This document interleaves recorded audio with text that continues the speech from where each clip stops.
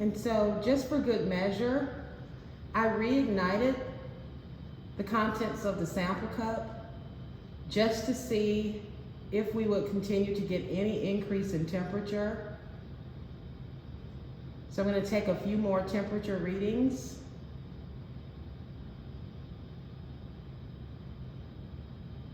So right now the final temperature we're going to go with was 52.4. Right now our temperature is at 52.7. And now we've jumped to 59.4. So we're going to keep going.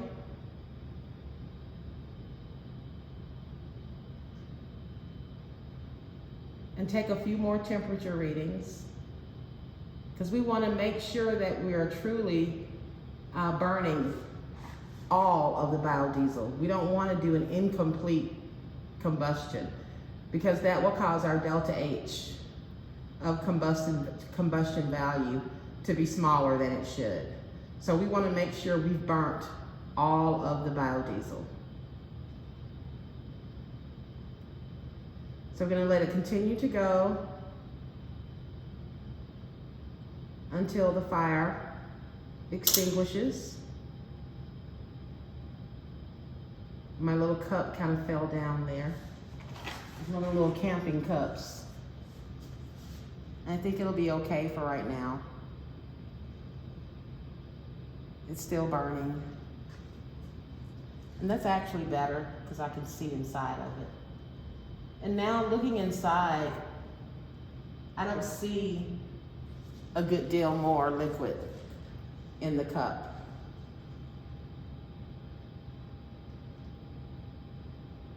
So I'm pretty sure that we've done a good job of burning all of the biodiesel.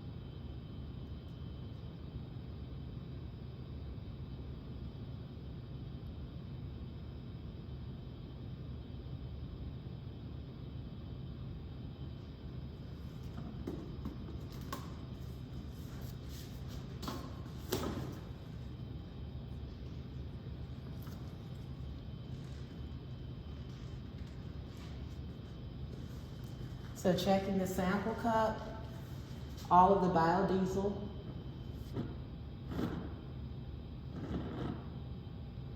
All the biodiesel has now burnt. So we're at 84.3 degrees Celsius.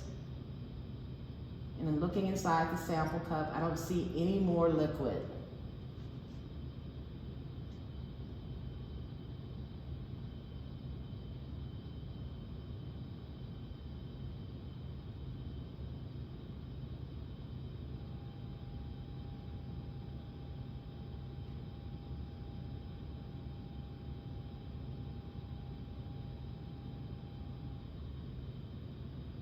So we'll take one last final temperature.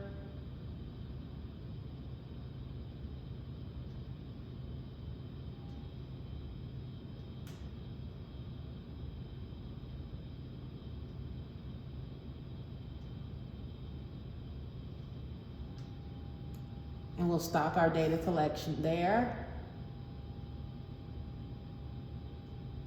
So our final temperature, 89.1 degrees Celsius. Again, our initial temperature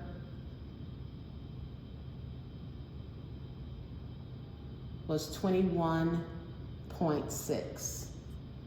Initial temperature 21.6. Final temperature 89.1. So now we'll use this delta T calculation that we'll do by taking the final temperature minus initial, multiplying it by the mass of our deionized water that got heated, times the specific heat of water. That will give us the amount of heat that the water absorbed from the heat that was released from the biodiesel. And then once we know the Q, the amount of heat that was absorbed by the water, then we can therefore assume that all the heat absorbed by the water was the same heat that was lost or released by the biodiesel.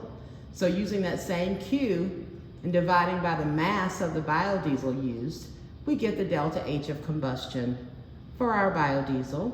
We use 5 milliliters of biodiesel. And so take the density of the biodiesel calculated in a previous part, multiply it by the volume, 5 milliliters, then you will get the mass of biodiesel. And then you can take your Q, your heat, divided by the mass of biodiesel, and that will give you your heat of combustion of the biodiesel.